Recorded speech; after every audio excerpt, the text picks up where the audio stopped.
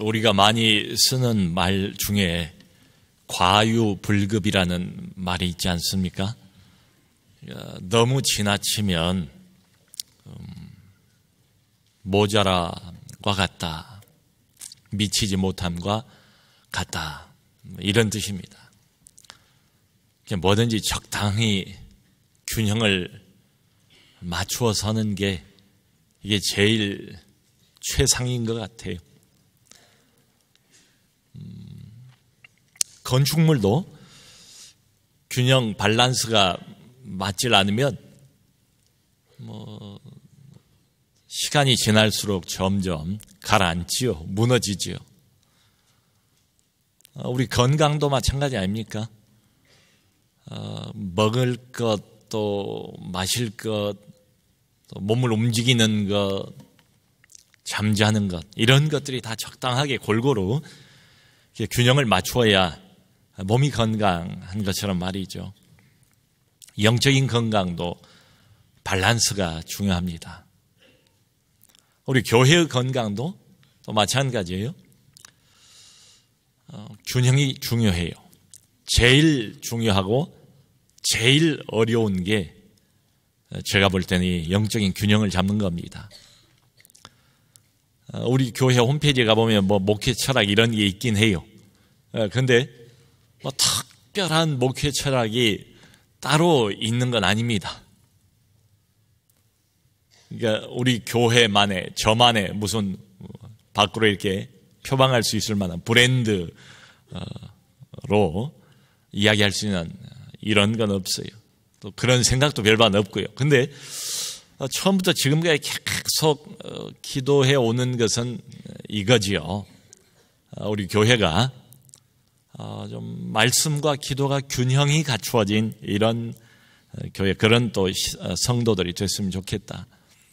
또 교제와 봉사가 균형이 갖추어진 이런 교회, 이런 신앙인들이 다 좀 되시면 좋겠다. 이 예루살렘 최초에 탄생한 이 교회, 초대교회 보니까요, 오늘 본문에 거의 완벽한 균형, 그렇게 불러도 좋을 것 같아요. 균형을 갖춘 교회예요. 여기 이제 세 가지 균형을 찾아냈는데요. 우선 첫 번째로는 정서적인 균형, 이렇게 불러볼 수 있을 것 같아요. 감정적인 균형, 내적인 균형이 있어요. 여기 43절을 보면 모든 사람에게 두려움이 임했다, 이렇게 돼 있지 않습니까? 모든 사람, 이건 비단 교회 안에 있는 사람만 의미하는 게 아니고 교회 바깥에 있는 사람, 불신자들, 교회와 성도들을 바라보고 있는 사람들에게 어떤 모종의 두려움이 임한 거예요. 여러분, 흥미롭지 않습니까? 참 성령이 충만한 최초의 부흥 상태를 경험을 하고 있는 교회인데 두려움이 임했대요. 이게 뭘까요? 무슨 두려움이란 말인가? 이게 흔히 이야기하는 공포, 이런 건 아니에요. 그거보다는 하나님의 존재를 사람인 인간이 느끼고 그 존전 앞에 서 있을 때 느끼는 경건한 두려움이죠. 하나님의 보좌 앞에 내 영혼이 서 있을 때만 하나님의 전능하신 그분의 존재가 실감이 될 때만 인간이 자연스럽게 느껴지는 이런 경건한 두려움, 이게 있었대요. 믿지 않는 사람들에게. 처음에 불신자들이 이 초대 교인들을 보고 조롱을 했잖아요. 아침부터 저게 무슨 꼴인가, 무슨 해괴 망측한 짓을 하고 있단 말인가, 술 취했다고 다 이렇게 조롱하고 무시하고 그랬지 않습니까?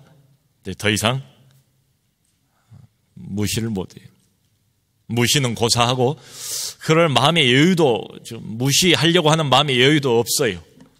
경건한 두려움이 꽉 들어차서 그 성도와 교회들을 바라보고 있는 이런 장면입니다. 여러분, 우리 예수를 믿고 하나님의 백성이 된 신자라고 그러잖아요. 신자는 우리 거듭난 영혼으로 하나님을 직접 느낍니다.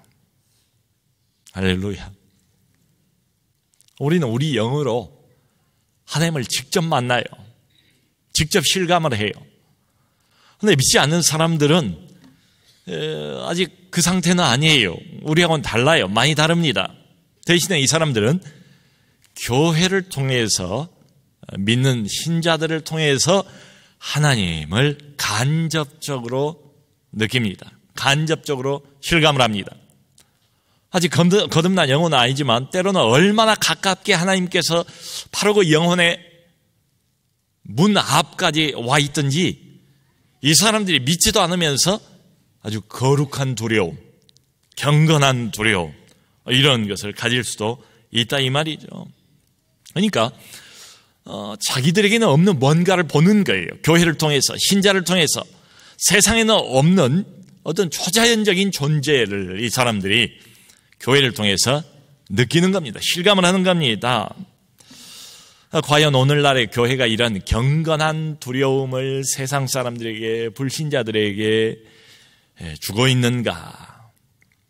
오히려 반대지요. 안타깝지만은 온갖 비난을 교회에 쏟아놓고 조롱과 멸시를 일삼고 있는 게 지금 세태가 아니겠습니까? 이 사람들이 교회를 향해서 하는 말이, 외치는 말이 꼴보기 싫으니까 너희들도 우리처럼 살아. 자기들처럼 살라고 요구하는 것은 아니라고 생각해요. 오히려 너희가 섬기는 그 하나님, 너희가 만났다는 그 대단한 분을 좀 보여달라고 아구성치고 그런 요구를 하고 있는 것은 아닌가. 하나님의 존재가 전혀 느껴지질 않고 살아계신 전능자의 모습을 전혀 눈 씻고 찾아봐도 찾아볼 수가 없기 때문에 이러는 것은 아닌가. 여러분이 경건한 두려움은 안팎에 다 있었다는 거지요. 교회 안에도 우선적인 감정, 이 경건한 두려움, 경외감, 이게 교회 구석구석에 가득 차 있는 이런 상태였습니다. 일종의 교회의 내적인 특징이라고 해야 되겠죠. 사랑하는 성도 여러분, 여러분 어떠세요? 교회 오시면 여러분들 혼자 신앙생활 할 때도 이런 경건한 두려움을 갖고 있습니까? 우리 예배에는 이런 경건한 두려움이 있습니까? 그걸 느끼십니까? 전능자의 존전이라는 것을, 영광의 보좌 앞에 내가 지금 내 영혼이 나와 있다는 것을 실감을 하세요? 교회 저희가 예배할 때 찬양대가 찬양을 합니다. 또 각종 악기들을 다 동원을 합니다. 요즘에는 전자 악기들을 많이 쓰잖아요. 전자 기타에다가 또 사부 예배는 우리 드럼까지 동원을 해서 말이죠. 저희가 신학교 다닐 때만 해도 장로 교회 안에서 전자 기타를 치고 그리고 드럼을 친다는 것은 이건 거의 신송모독 수준에 가까웠습니다. 아무도 엄두를 못 내던 그런 때가 있었는데 요즘 뭐 거의 대부분 교단하고 상관없이 다 이런 것들이 들어와 있잖아요. 근데 좋습니다. 뭐 어떻습니까? 하나님을 찬양하는데 심지어 뭐 필요하면 율동도 할 수가 있죠. 어린이들만 율동하는 법이 어디 있어요? 정말로 은혜가 되고 좀 영적인 흥겨움이 있으면 우리도 율동할 수도 있고 춤출 수도 있고 그러지요. 다윗도 그 언약궤를 가지고 올 때 너무 기뻐가지고 맨 앞에서 거의 벌거벗은 것처럼 춤을 췄다고 하지 않습니까? 다 괜찮아요. 다 좋습니다. 그런데 문제는 좀 더 본질적인 질문은 이겁니다. 괜찮아요. 어떤 악기를 동원해도 어떤 형태와 모습을 취해도 상관없어요. 그런데 과연 거기에 경건한 두려움이 있는가? 우리 예배의 말이죠. 하나님 앞에 우리가 서 있다는 의식이 있는가? 영광의 보좌 앞에 나아가고 있다는 이런 느낌이 있는가? 예수님이 예배에 대해서 이야기를 하면서 이런 말씀을 하시잖아요. 신령과 진정으로 예배하는 자를 하나님이 찾으신다. 교회당에 올 때, 예배에 임할 때에 이런 신령한 마음과 또 진정한 마음이 우리 가운데 있는가? 자, 그런데 정서적인 균형이라고 말씀드린 것은 오늘 본문에 보면 또 다른 감정 하나가 등장을 하고 있어요. 여기 46절에 보면 이렇게 되어 있습니다. 날마다 마음을 같이하여 성전에 모이기를 힘쓰고 집에서 떡을 떼며 그 다음에 기쁨과 순전한 마음으로 음식을 먹고. 아멘. 기쁨과 순전한 마음. 여러분, 기쁨. 이 원어의 뉘앙스는 몹시 기쁘다는 뜻이에요. 그냥 대충 기쁘다 이게 아니고 몹시 기쁘다. 진실한 마음으로부터 우러나오는 기쁨이 모임에, 공동체 안에, 교회 안에 구석구석까지 가득 차 있는 그런 상태입니다.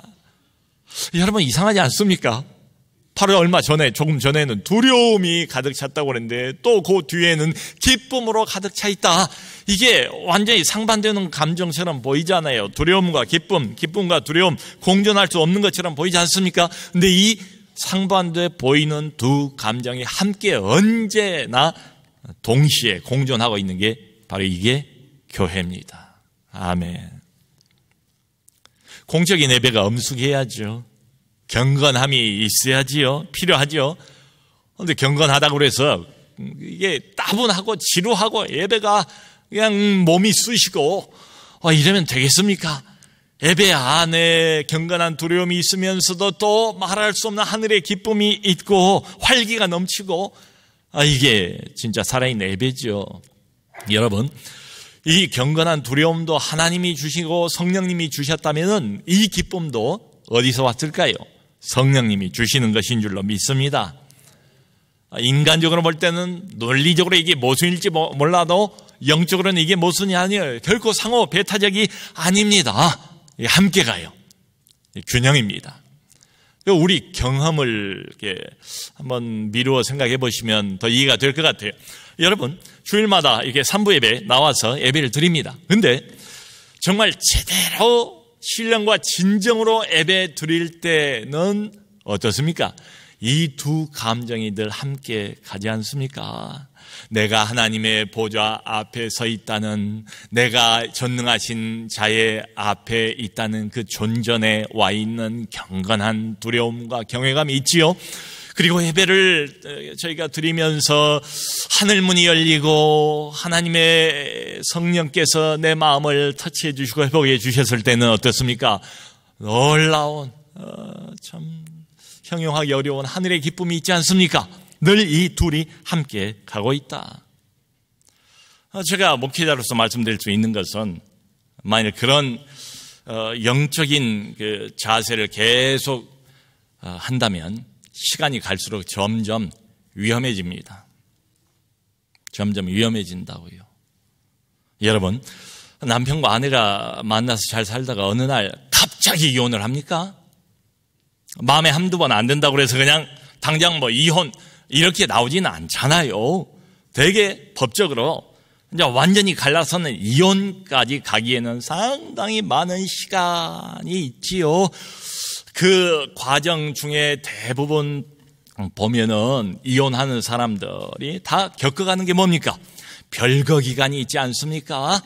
작게는 짧게는 몇 개월, 길게는 몇 년 동안 서로 떨어져서 별거를 하는 기간이 있잖아요. 그러다가 결국은 이혼이라는 마지막 종착 지점에 도달하는 것 아닙니까? 그러니까 신앙생활을, 기독교를, 하나님을 완전히 떠나지는 못해요. 떠나지는 않았어요. 그거 가지고 안심할지는 모르겠어요. 근데 일종의 별거 상태를 오랫동안 지속을 하는 거죠. 하나님께 가까이 가지도 않고 묶이고 싶지도 않고 간섭받고 싶지도 않고 그야말로 자유스럽게 내 하고 싶은 대로 가고 싶으면 가고 말고 싶으면 말고 별거 상태. 이혼으로 가는 아주 정확한 지금 수순을 밟고 있는 거지요.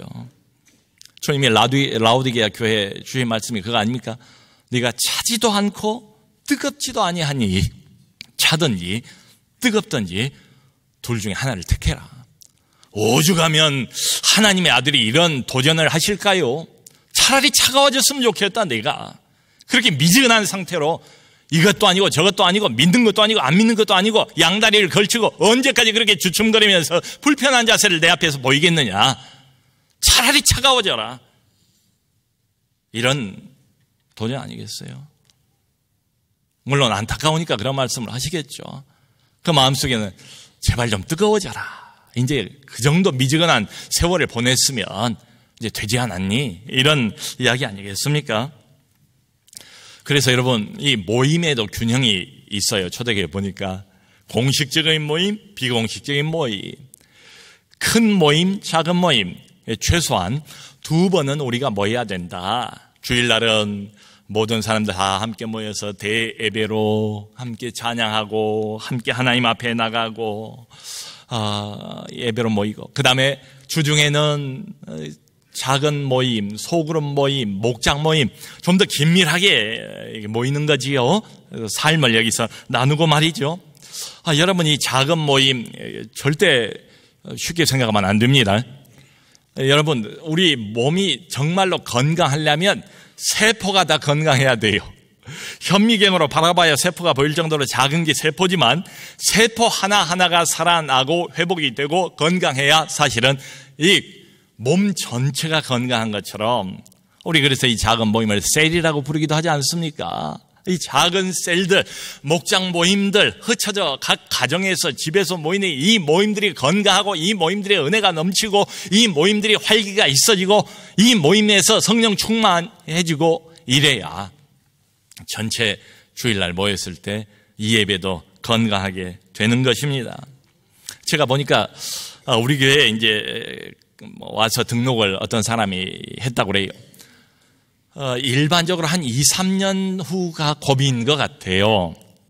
마음에 드니까 등록했을 거 아니에요. 이 교회를 그래도 괜찮다, 믿을만 하니까 등록을 했을 거 아니에요.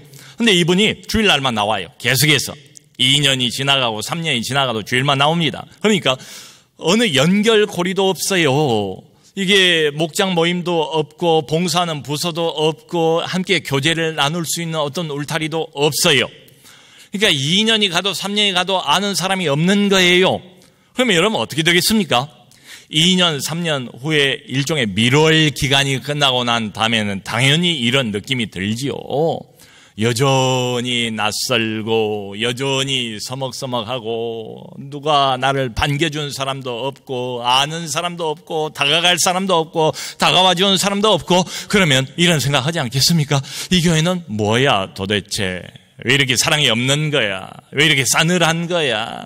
수없이 노래를 부르는 것처럼 이 모임도 있습니다, 저 모임도 있습니다, 이리 오세요 저리 오세요, 제발 목장 모임에, 작은 소그룹 모임에 당신의 영혼을 위해서 참석해 주시기를 바랍니다. 읍소를 하는 심정으로 그렇게 하소연을 했지만 본인이 거절한 거 아니에요.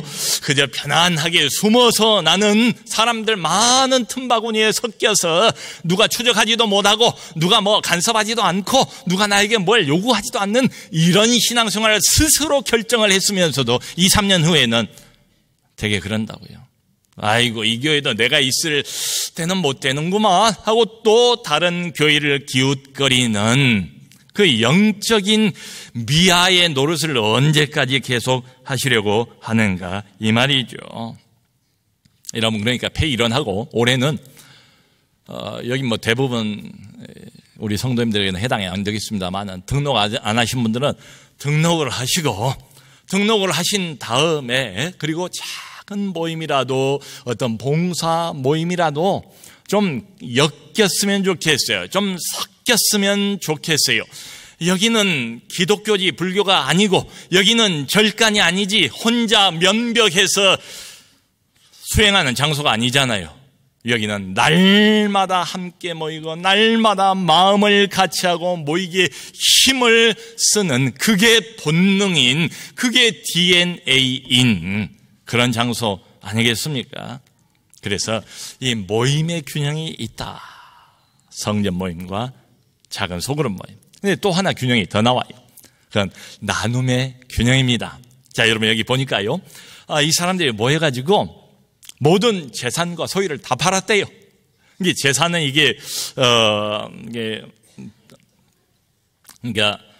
재산은 부동산, 소유는 동산, 어떤 학자는 그렇게 이제 구별을 해놓았어요. 일단 가지고 있는 모든 걸 다 팔아가지고 필요한 사람들끼리 이렇게 나누어서 쓰기 시작했답니다. 아주 특이한 시도를 한 거예요.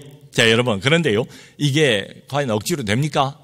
사람의 물질욕, 사람의 소유욕, 먹고 사는 문제, 이 돈의 문제가 얼마나 우리의 발목을 잡습니까? 너나 알 것 없이 다 여기에 걸려 넘어지는 것 아니에요? 우리가 이렇게 낑낑거리면서 애쓰고 땀 뻘뻘 흘리는 이유도 결국은 더 많은 물질을 좀 소유하고 확보하고 싶어서 이러는 것 아닙니까? 그런데 성령이 오셔서 그들을 충만하게 하시고 성령이 각 사람을 지배하게 되자 누가 시키는 것도 아닌데 자연스럽게 자발적으로 가지고 있는 모든 것을 다 팔아서 각 사람들의 필요에 따라 나누어 쓰기 시작했습니다.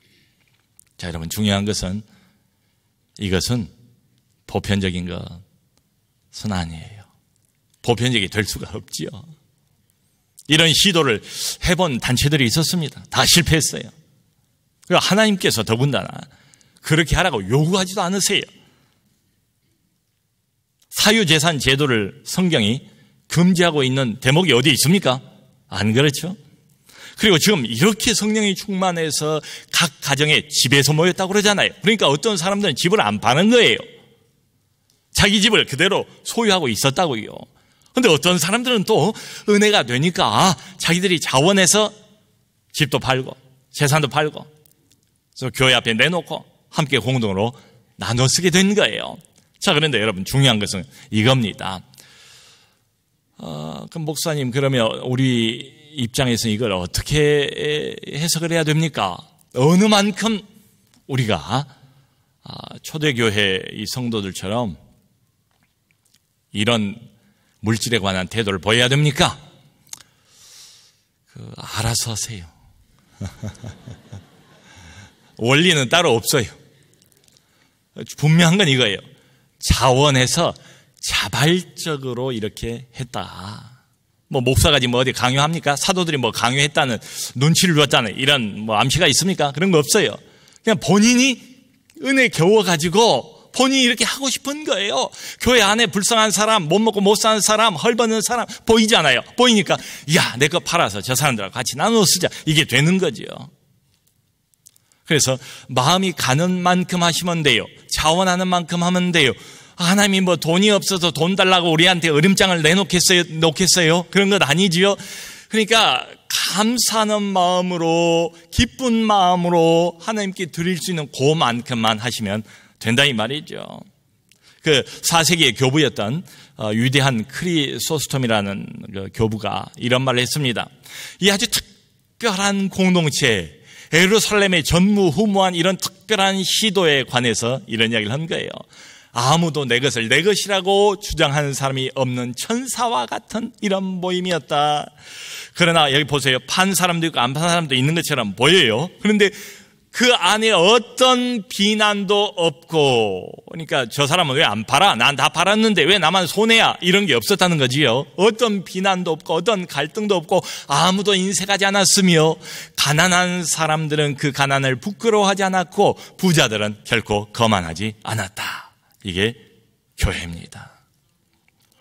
여러분, 그런데 여기 보니까 뒤에 또 하나 우리가 주목할 그 표현이 나와요. 맨 뒤에 47절을 보면 하나님을 찬미하며 또 온 백성에게 칭송을 받으니 주께서 구원받는 사람을 날마다 더하게 하시니라.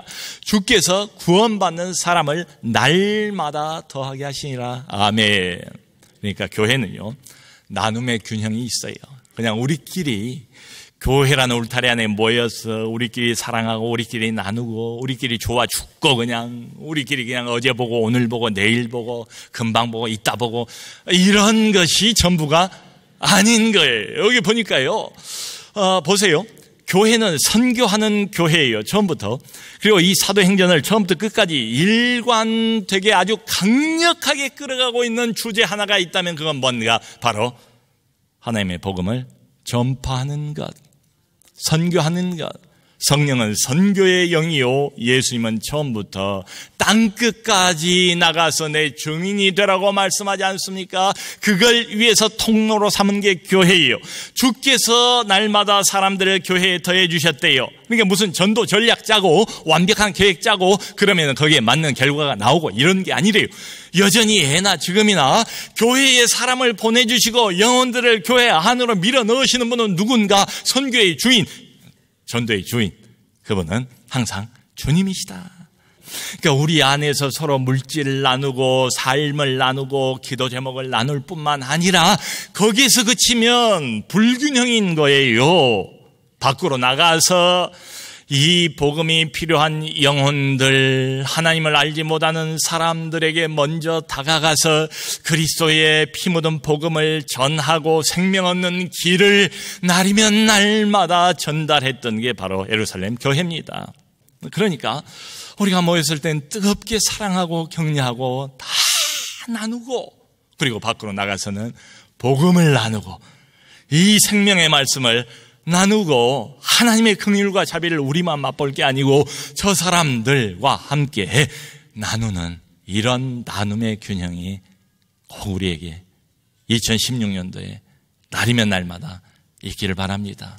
모쪼록 여러분 경건한 두려움과 기쁨의 균형, 큰 모임과 작은 모임의 균형, 그리고 안에서의 나눔과 밖에서의 나눔, 이 모든 것들이 균형을 잡아서 조화롭게 연결이 되고 어느 해보다 큰 신령한 은혜를 맛보는 올 한 해가 되시기를 주님의 이름으로 축원합니다.